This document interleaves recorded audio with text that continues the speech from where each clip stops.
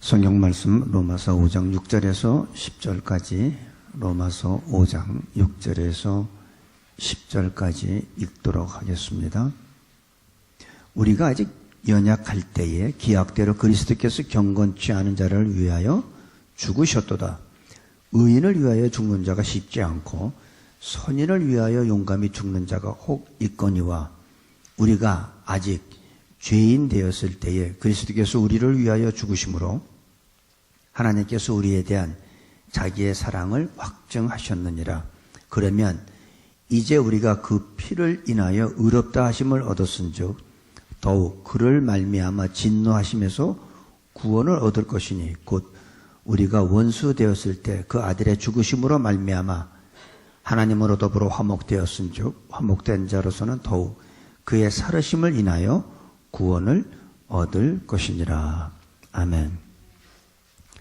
우리가 사순절을 맞이해서 지난 시간에는 우리가 세 십자가에 대해서 얘기했습니다. 멸망받은 강도의 십자가, 그 다음에 구원받은 강도의 십자가, 그리고 그리스도의 십자가, 이렇게 세 가지의 십자가에 대해서 우리가 살펴봤고, 오늘은 죄사함, 죄를 사함받기 위해서는 어떤 사건이 있어야 되나? 예수님께서 피를 흘려주셔야 됩니다.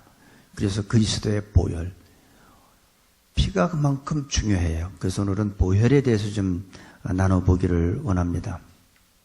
우리가 구원받기 위해서 모든 인간은 죄인이죠. 의인은 하나도 없다고 했습니다. 그래서 우리가 구원받아야 되는 이유는 우리가 죄인이기 때문에 저주 아래에 있다, 또는 하나님의 심판 아래에 있다, 또는 다른 말로 오늘 성경 말씀은 하나님과 원수가 되어 있다. 그래서 사람은 누구든지 한 번은 죽게 되고 그 후에는 심판이 있습니다. 그 무서운 심판이죠. 한 번 죽는 것은 정하신 것이요 그 후에는 심판이 있으리니, 이렇게 히브리서 9장 27절에 되어 있습니다. 사람들은 죄 문제를 해결하기 위해서 여러 가지 방법을 제시합니다. 이 세상 사람들이 말하는 그 선인, 뭐 이런 뭐 부처니 무슨 뭐 공자니 뭐 석가니 뭐 이런 그게 부처가 그거지만, 그 사람들이 말하는 죄 사함 받기 위해서 나오는 방법은 도덕과 윤리적으로 선행하라고 그러죠. 살생하지 말라. 그래서 스님들은 고기를 안 먹나 봐요. 살생하면 안 되니까. 그런데 우리 인간이 도덕과 윤리와 선행을 지키면 지킬수록 더 불가능하다는 것을 깨닫게 됩니다. 그래서 율법을 지킬 수 있는 사람은 아무도 없다고 그랬죠. 율법은 뭐예요? 죄를 깨닫게 하는 거예요. 우리가 아무리 선한 일을 하고 착한 일을 해도 금방 우리는 화가 나고 누굴 미워하게 되고 그 자체가 죄니까. 그래서 어떤 면에서 보면 죄란 것은 인간의 삶의 본능이에요. 내가 살아있는 한은 죄를 안 지을 수가 없다는 거예요. 그래서 한 사람도 죄를 안 지을 사람은 없어요. 모든 사람이 다 죄를 짓게 됩니다. 그런데 하나님은 그렇게 여러 가지, 우리가 죄사함 받기 위해서 여러 가지 방법을 제시하지 않습니다. 하나님은 딱 한 가지를 제시합니다. 십자가. 딱 하나예요. 십자가를 믿어라. 십자가에 달리신 예수 그리스도를 믿어라. 그 예수가 너희 죄를 위해서 피 흘린 것을 믿어라 이거예요. 그러면 우리 죄가 용서받고 깨끗해진다고 합니다. 그 성경의 말씀이에요. 근데 사람들은 또 그러죠. 하나님은 사랑이시니까 하나님이 그냥 용서해 주면 될 거 아닌가. 지옥에 안 보내고 다 용서해 주시면 되지. 근데 죄송하게도 하나님은 사랑의 하나님이면서 또한 공의의 하나님이에요. 하나님이 죄인을 용서해 주면 하나님의 공의가 무너지게 돼요. 그렇다고 하나님이 모든 죄인들을 다 죽이면, 죄값으로 다 죽이면 하나님의 사랑이 또 무너지게 되죠. 그래서 하나님은 그 문제를 해결하기 위해서 하나님의 사랑과 하나님의 공의를 실현하기 위해서 갈보리 언덕에서 하나님 스스로가 인간의 모습으로 오시고 십자가에서 죽으신 겁니다. 그게 바로 하나님의 사랑과 공의가 이루어진 장소가 바로 갈보리 언덕의 십자가예요.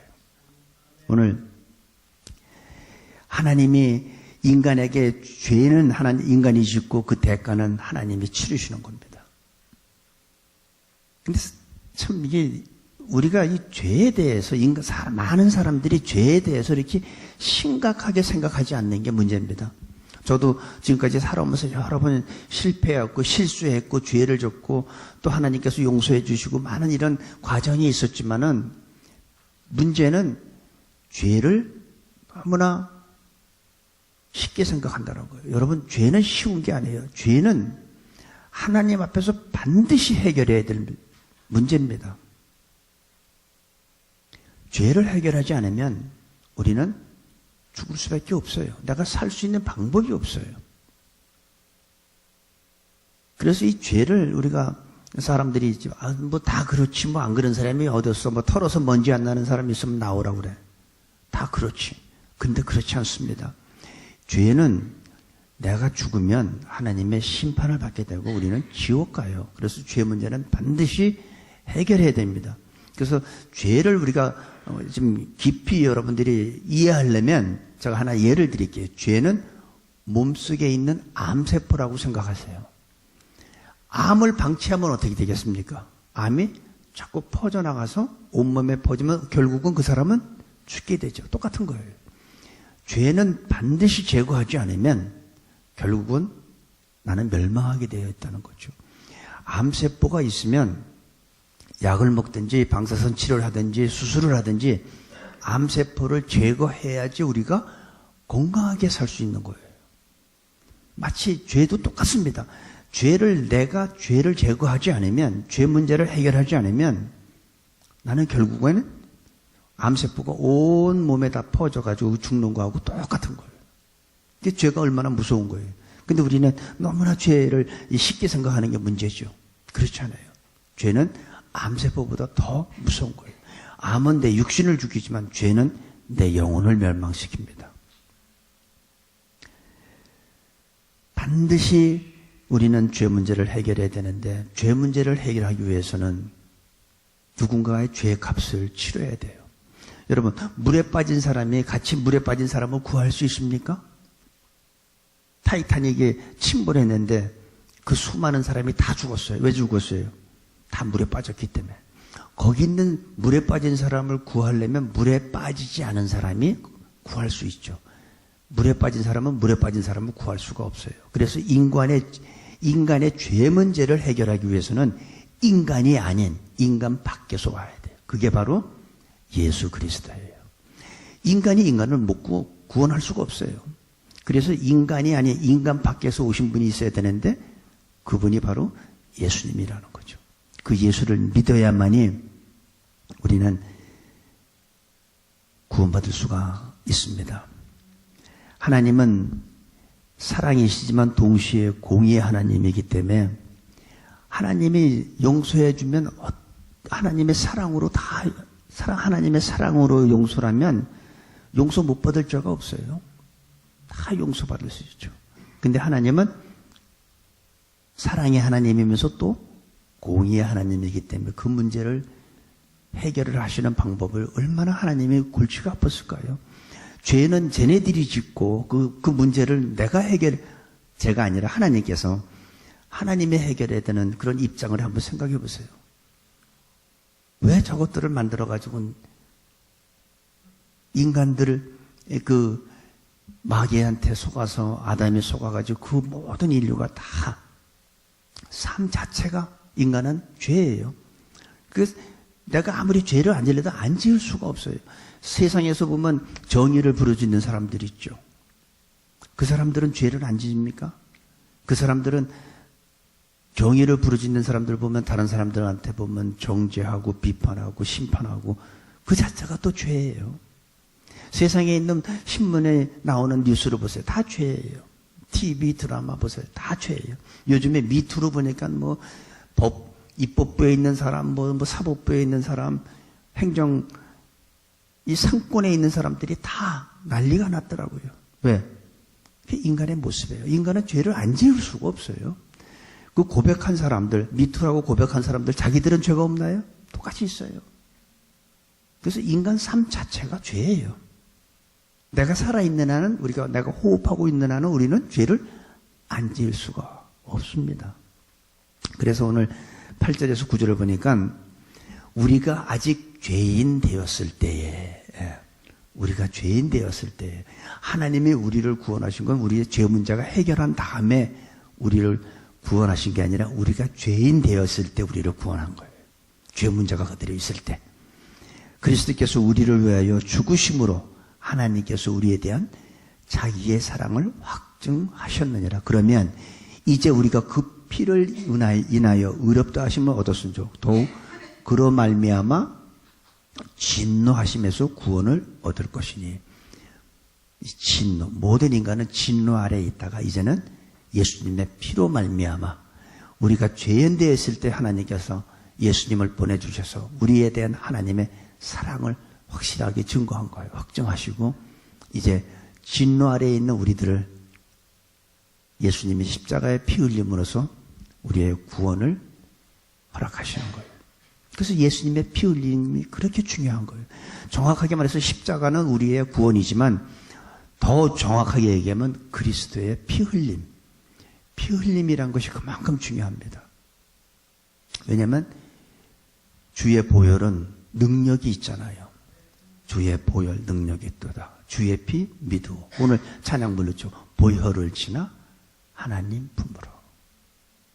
보혈을 지나 아버지 품으로. 그 보혈이 없으면 안 돼요, 우리는. 히브리서 9장 22절에 보면 피 흘림이 없은즉 사함이 없다고 그랬어요. 이거 우리의 죄 사하기 위해서는 피 흘림이 반드시 있어야 되는데 그 피가 누구의 피예요? 왜 예수님의 피가 왜 중요할까요? 사람의 피가 아니기 때문에, 짐승의 피도 아니기 때문에, 하나님 자신의 피기 때문에 그게 중요한 거예요. 사람의 피는요, 병원에서 수혈 잘못하면은 에이즈도 뭐 감염되고 무슨 간염 뭐 또 감염되고 이 피 수혈 잘못하면 남한테 피해를 주게 돼요. 잘못하면. 또 A형한테 또 B형을 수혈한다든지 그런 의료사고가 나면 어떻게 됩니까? 죽게 되죠. 사람의 피는 사람의 육체를 가지고 있을 때에 육신을 보존하고 살아가는데 아주 중요하죠.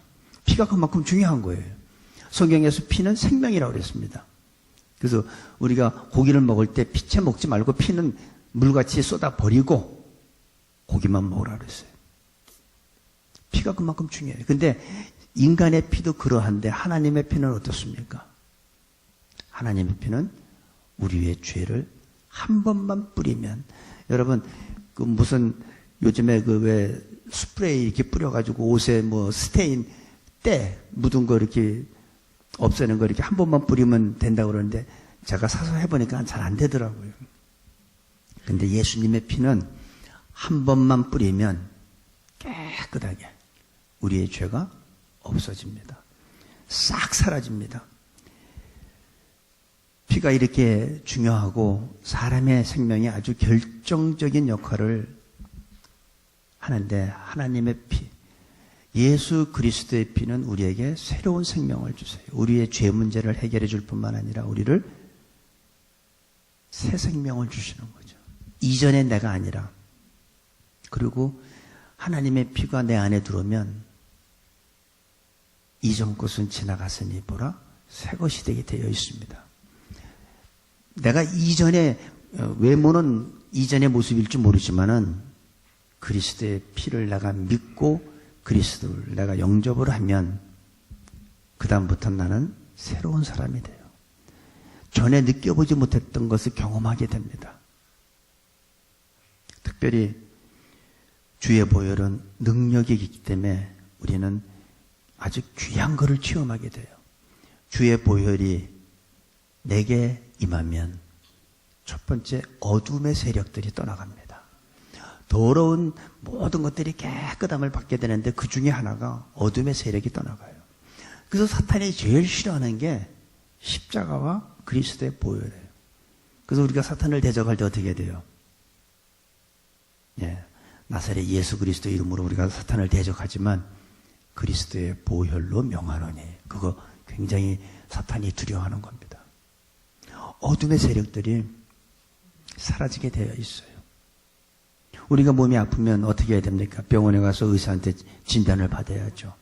그리고 거기에 적절한 치료를 받고 약을 먹으면 우리가 건강을 회복할 수 있듯이 우리 안에 있는 모든 더러운 것들은 그리스도의 보혈로 다 깨끗한 받게 되어 있고, 그 다음에 우리는 건강하게 살아갈 수 있는 거예요. 건강한 몸으로. 다른 것으로는 죄가 씻기지 않습니다. 주님의 피는 한 번만 우리한테 뿌려지면 우리는 죄사함 받게 되는 거예요. 그래서 예수님의 십자가를 믿는 거예요. 예수님의 십자가에서 피 흘린 걸 내가 믿는 거예요.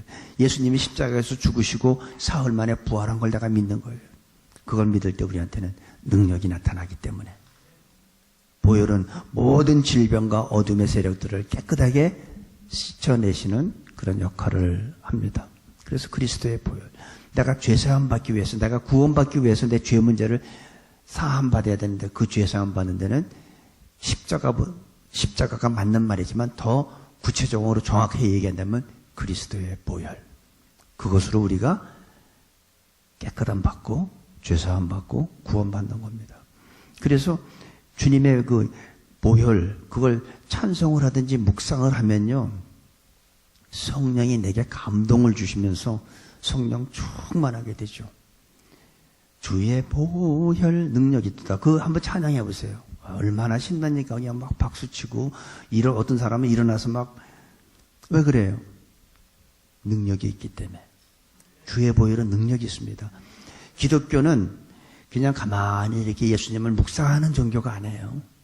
기독교는 기뻐하고 감사하고 춤추며 손뼉치며, 이게 기독교예요. 기독교, 여러분, 구원은 이론이 아닙니다. 기독교는, 이 구원은 이론이 아니라 경험이에요. 근데 이론으로 아는 사람들은 묵상할 수밖에 없어요. 근데 경험한 사람들은 가만히 있을 수가 없어. 너무나 하나님의 은혜가 감사하고. 한번 생각해 보세요, 여러분.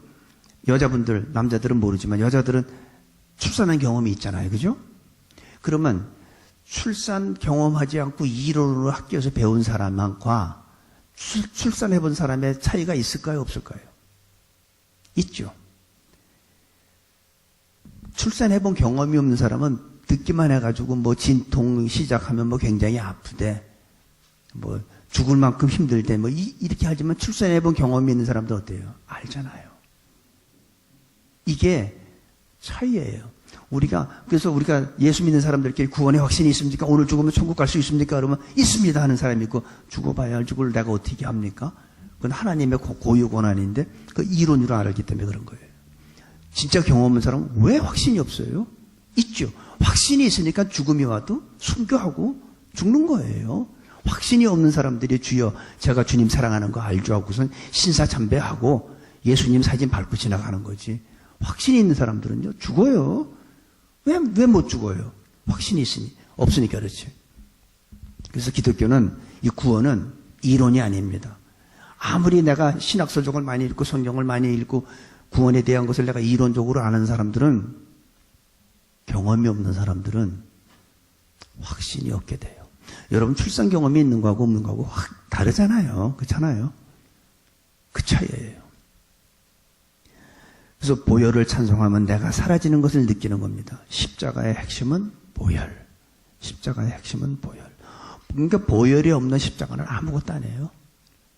예수님이 그 십자가에 달렸을 때 양쪽에 있던 그 두 강도, 그것도 똑같은 십자가지만 그 십자가는 아무것도 아닌 거예요.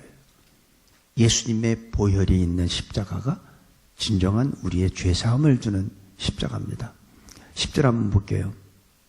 곧 우리가 원수 되었을 때에 그 아들의 죽으심으로 말미암아 하나님의 더불어 화목되었은즉 화목된 자로서는 더욱 그의 살아심을 인하여 구원을 얻을 것이니라. 예수님의 피가 우리를 구원했습니다. 근데 여기 보니까 우리가 원수 되었을 때, 우리는 본질상 하나님과 원수 사이였어요. 하나님하고 나하고는 이 손을 잡을래야 잡을 수가 없었어. 본질상 우리는 진노의 자녀였고 하나님과 원수된 사이였어요. 그런데 하나님하고 전혀 그러니까 친한 상태가 아니죠. 근데 그 아들의 죽으심으로 말미암아 곧 우리가 원수 되었을 때 그 아들의 죽으심으로 말미암아 하나님으로 더불어 화목되었은 즉 화목되고 구원을 얻었다는 거예요. 그 아들이 죽으심으로 말미암아 우리의 구원이 확실해졌다는 거죠. 완전한 구원이라는 거죠. 그래서 구원받은 사람은 조용하게 있을 수가 없습니다. 자기가 정말 구원받은 확신이 있는 사람들은 어떻게 조용히 있을 수 있어요? 복권만 밀려달라만 마저도 난리가 나는데 내 자녀가 무슨 어떤 상원의원에 당선만 돼도 난리가 나는데 사형수가 재판을 받는데 자꾸 자기는 억울하다고 항소하고 해서 결국은 대법원에서 무죄 판결 났을 때 그 죄수가 가만히 묵상하면서 이 판사는 확실히 뭔가 좀 다르구나 그러겠어요? 아마 그 법정이 떠나가도록 소리 지를 거예요. 무죄. 드디어 내 결백이 밝혀졌구나. 아마 거기에 있던 가족들도 막 거기서 소란하고 막 난리가 납니다. 내가 이 육신의 억울한 이 사형 선고 받았던 거를 대법원에서 그게 뒤집어졌을 때 그때 그 기분이 어떻겠어요? 조용히 묵상할까요? 안 해요. 아마 주먹을 불끈 쥐고 살았다, 정의는 살아있다, 별소리가 나오고 방청석에서도 대단할 거 아니에요? 그런데 우리가 진짜 죄사함 받고 구원받았는데 어떻게 조용히 묵상하고 예배드립니까? 어떻게 찬양할 때 손뼉이에 안 치게 됩니까? 우리 교회는, 우리 교단은 절대 그런 거 안 해. 여러분, 교단의 교리에 중점 두지 마세요. 우리 신앙의 뿌리는 성경이에요. 시편 47편 1절을 보세요. 박수치며 하나님을 찬양하라고 그랬어요. 손뼉 치며. 박수하라고 그랬어요. 그게 성경의 가르침이에요. 작은 북으로 호루라기, 별의별 악기가 다 동원되는 게 예수님, 하나님 찬양하는 겁니다. 성경에 나와 있으니까. 우리는 성경에 기준하세요. 여러분들이 과거에 어떤 교단에서 얼마나 오랫동안 신앙생활을 했는지 모르지만 각 교단의 교리는 접어두시고 성경에 기준하시기 바랍니다. 그게 하나님이 원하는 우리의 예배의 모습이고 구원받은 사람들의 자세라고 저는 생각합니다. 찬양할 때 춤추고 손뼉치며 기뻐하면 얼마나 더 좋습니까? 하나님께서 아마 더 기뻐 받으실 것 같아요. 저는 우리가 조용히 이렇게 속으로 찬양하는 사람도 하나님이 받으시겠죠. 하나님이 그거 왜 모르시겠어요? 입 다물고 속으로 찬양하는 분도 받으실 거고 전혀 곡이 1절부터 4절까지 다 똑같은 곡으로 불러도 하나님은 찬양 받으실 거고 손뼉치는 찬양도 받으시고 다 하겠지만 그래도 이 속에서 나오는 기쁨이 감출 수가 없고 억제할 수가 없어서 감격하면서 부르는 찬양은 하나님이 더 기뻐 받으신다고 저는 분명히 믿습니다. 하나님한테 아끼지 마세요. 손뼉 치면 건강에 좋대요. 오장육부가 다 여기 있어서. 손뼉 치면서 찬양하세요. 그건 제가 얘기하는 게 아니라 성경의 가르침이에요. 지금 거짓말 같으면 시편 47편 1절을 보세요. 거짓말인가? 딱 나와 있어요. 제 얘기가 아니라 성경 얘기예요. 우리가 기쁨을 감추지 못하고 표현하게 되는 것이 바로 구원받은 사람, 죄사함 받은 사람의 모습입니다. 저는 우리 새누리교회가 한 사람도 빠짐없이 십자가의 기적을 체험한 사람으로서 예수님께, 하나님께 예배드리고 찬양하는 그런 우리의 예배가 됐으면 좋겠어요. 우리가 많은 교회가 예배를 드리지만 여러분, 내가 예배 드린다고 하나님이 다 받으실까요? 물론 받으실 수도 있고 안 받으실 수도 있어요. 아벨과 가인이 똑같이 하나님 앞에 제단을 제물을 드렸지만 가인 거는 안 받으셨어요. 아벨 거만 흠양하셨어요. 우리가 이 자리에서 예배 드리는데 하나님께서 흠양하시는 예배 드려야지. 그게 신령과 진정으로 드리는 예배고, 하나님께서 예배 받으시고 우리한테는 어떻게 해요? 감당할 수 없는 은혜를 부어주시죠. 내가 교회 오기 전에는 막 근심 걱정이 있어가지고 고민이 많고 이 문제를 어떻게 해결해야 되나. 근데 와서 예배 드리다 보니까 하나님께서 막 하늘로부터 내려오는 것, 평강이 오는 거예요. 그러니까 근심 걱정이 다 사라지는 거예요. 세상과 나는 간 곳 없고 구속한 주만 보이는 거죠. 환경은 안 바뀌었습니다. 그게 죄사함 받은 사람의 모습입니다. 기독교는 소리 지르고 춤추며 기뻐하는 것입니다. 십자가는 주님의 보혈은 우리를 저주로부터 해방시켜 주신 것입니다. 근데 이 하나님의 십자가가 사망 권세를 가진 마귀를 이긴 거예요. 왜? 다시 부활하셨기 때문에. 예수님이 십자가에서 죽으신 거로 끝나면 어떻게 될까요? 마귀가 승리한 거죠. 근데 예수님은 사망 권세 가진 마귀의 능력을 초월하시기 때문에 다시 부활하셨어요. 그래서 마귀의 권세를 눌린 거죠. 그래서 마귀는 패배했어요. 패배했지만 마지막 동말 때까지는 제한적인 활동을 하는 게 마귀입니다. 그래서 그 마귀는 지금도 우리들을 미혹하고 유혹합니다. 적그리스도가 그리스도인 척 나타났죠. 또 어떤 사람들은 광명의 천사로 위장해서 나타나죠. 악한 영들이. 진짜 광명의 천사가 아니죠. 우리가 광명의 천사인지 악한 영인지 분별하는 걸 여러분들이 생각하면 됩니다. 오늘 우리가 다루는 게 뭡니까? 죄사함. 이 모든 인간은 다 죄를 졌어요. 그래서 우리가 죄사함 받는 거는 우리가 죽은 다음에 한 번 죽는 것은 정하신 거예요. 그 후에는 하나님의 심판이 있는데 그 심판 안 받기 위해서, 지옥 안 가기 위해서 우리가 죄사함이 필요한 거예요. 그래서 그리스도의 보혈이 필요한 거예요. 그러니까 여러분들이 예수 믿는 목적이 뭐예요? 죽은 후에 그 심판대 앞에서 내 죄가 주홍같이 붉은 죄라도 흰눈같이 희어지는 그걸 우리는 믿기 때문에 죄사함 받는 거. 그래서 우리가 예수 믿는 거고 예배 드리는 거예요. 근데 광명의 천사는 어떻게 할까요? 광명의 천사들은 우리한테 어떻게 접근해요? 소망을 하늘나라에 두지 않고 이 세상에 두게 합니다. 그래서 여러분들이 설교 들을 때 많이 환경적으로 힘들고 고통스러울 때 그런 이 땅에 축복된 얘기를 들으면 위로는 되겠죠. 하지만 근본적인 우리가 예수 믿는 목적은 그게 아니라는 거죠. 여러분, 광명의 천사는 우리의 소망과 우리의 목적을 땅에 두게 합니다. 하늘나라에 신경도 안 쓰게 해요. 천국이 어디 있어? 죽어본 사람이 천국 갔다 왔어? 그러잖아요. 우리의 소망은 이 땅이 아니야. 이 땅은 잠시 머물다가 떠나는 곳이에요. 우리는 본향으로 가야 돼요. 얼마 전에 이렇게 운전하고 가는데 이 큰 대형 사인에 빌리 그레이엄 목사님이 He back to the 어디로 갔다 그랬어요? Home. 우리가 가는 곳은 바로 천국이에요.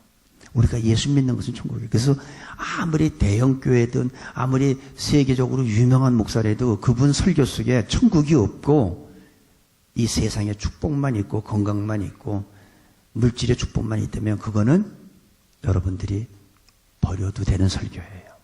그 설교가 힘든 사람한테 물론 소망과 위로는 될 수 있겠죠. 하지만 근본적인 우리가 예수 믿는 목적은 그게 아니라는 거죠. 우리의 죄사함, 하나님과 화목돼서 우리가 구원받는 게 근본적인 예수님을 믿는 목적입니다. 예수님의 삶을 보세요. 우리가 예수를 믿는데 33세의 젊은 나이에 세상을 떠나셨어요. 예수님의 모습을 보면 여우도 굴이 있고 새들도 둥지가 있는데 인자는 머리 들고 없다고 그랬습니다. 집도 없었어요. 가난했어요. 그리고 이사야에서 보면 예수님의 모습을 보면 연한 순 같아서 마른 땅에서 나온 연한 순 같다고 그랬어요. 풍채도 없고 불품도 없다. 흠모할 만한 게 없다고 그랬어요. 그런데 그런 분을 믿으면서 어떻게 우리가 건강하고 오래 살고 부유하겠다고 믿습니까? 그런 분을 어떻게 믿으면서? 적어도 그런 분을 믿으려면 그래도 한 100세 이상 장수한 사람을 믿어야죠. 권세를 가지고, 예수님은 물론 땅과 하늘의 권세를 다 가지신 분이지만 예수 믿는 목적이 내가 가정이 화목하고 물질에 축복받고 건강에 축복받으려면 목적이 잘못됐다는 겁니다. 우리가 예수 믿는 목적은 죄사함 받고 하나님의 자녀가 되는 것, 구원받는 것이 우리의 목적입니다. 그래서 특별히 마귀는 이 시간에도 우리한테 적그리스도를 보내주면서 광명의 천사와 같이 우리한테 접근한다는 사실을 우리는 알아야 돼요. 우리는 그걸 경계해야 돼요. 어떻게 경계해야 될까요? 물론 하나님께서 영분별에 주시는 분들한테는 그 금방 알 수 있지만 영분별의 은사를 받지 못한 분들은 성경 말씀, 여러분 과거에 어떤 교단에서 어떤 교리를 여러분들이 들었는지 모르지만 하나님의 말씀 알아야 돼요. 우리의 믿음의 신앙의 뿌리가 성경 말씀의 뿌리를 내리면 현혹되지 않습니다. 우리는 신앙은 정체되지도 않습니다. 뿌리를 박은 거는 자라게 되어 있어요. 어떻게 뿌리가 박혔는데 안 자랍니까? 자라게 되어 있습니다. 내가 신앙이 멈춰 있다? 뭔가 좀 문제가 있는 겁니다. 한번 오늘 이 사순절 기간을 맞이해서 내 영혼의 집을 다시 한번 점검하시기 바랍니다. 어디 금간 곳은 없는지, 어디 무너진 곳은 없는지, 보수해야 될 곳은 없는지 자기의 영혼의 집을 다시 한번 점검하면서 이번 사순절 기간에 보수하시고 예수님이 부활하신 부활절날 우리의 영혼의 집도 멋있게 부활될 수 있는 우리 모두가 되시기를 간절히 축복하고 기도합니다. 기도하겠습니다. 아버지 하나님, 우리는 본질상 하나님과 원수였습니다. 하나님과 전혀 친하지도 않았습니다. 그런데 예수님의 죽으심으로 말미암아 하나님과 더불어 화목되고 이제 구원까지 얻었습니다. 말할 수 없는 하나님의 심판을 받을 수밖에 없는 우리를 이 구원받은 이 사실을 깨닫게 해주시고 조용히 있을 수가 없는 그런 감동을 주셔서 소리 지르고 기뻐하며 춤을 추며 하나님을 찬양하게 하여 주옵소서. 아버지 하나님,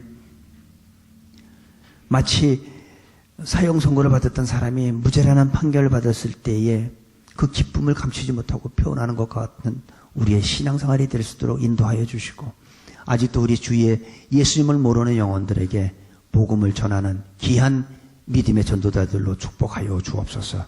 예수님의 이름으로 기도합니다. 아멘.